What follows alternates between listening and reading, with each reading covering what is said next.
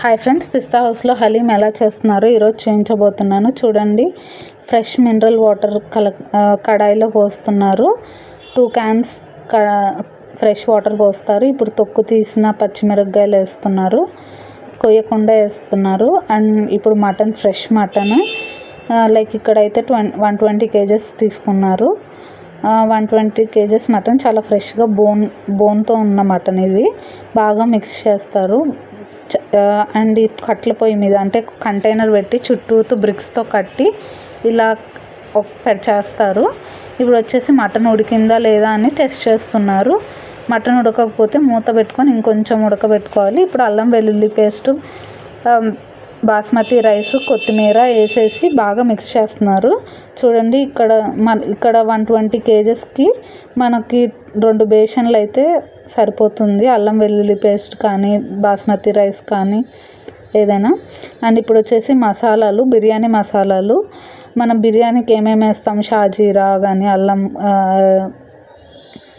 చెక్క, లవంగం, ఇవన్నీ మనం మిక్స్ చేసి బిర్యానీ మసాలాలన్నీ వేస్తాము. బిర్యానీ మసాలాలన్నీ దీంట్లో బాగా మగ్గాలి, ఉడకాలి.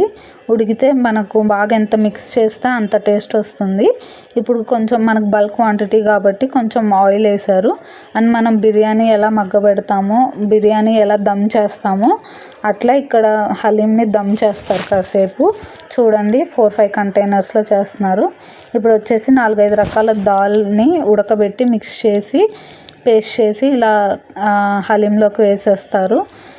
మనకి మెయిన్ టేస్ట్ ఇదేనండి. ఫస్ట్ మనం వేయకూడదు. ఇప్పుడు ఇలా మటన్ ఉడికాక వేస్తే టేస్ట్ బాగుంటుంది. అండ్ చూడండి ఎలా మిక్స్ చేస్తున్నారో, చాలా కష్టపడుతున్నారు. ఒక్కొక్క కంటైనర్లో చూడండి ఎంతమంది ఉన్నారో, ఇక్కడ చాలామంది ఉన్నారు. అండ్ ఇప్పుడు పొయ్యి ఆర్పేసి ఇప్పుడు మనకు ఫైనల్ ప్రాసెస్ వచ్చి స్మాష్ చేస్తున్నారు.